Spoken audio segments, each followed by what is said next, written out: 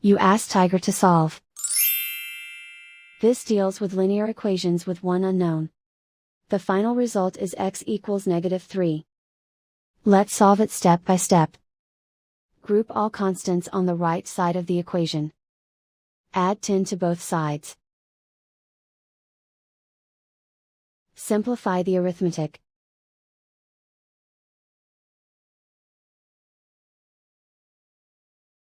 Isolate the x. Multiply both sides by inverse fraction 3/2. Group like terms. Multiply the coefficients.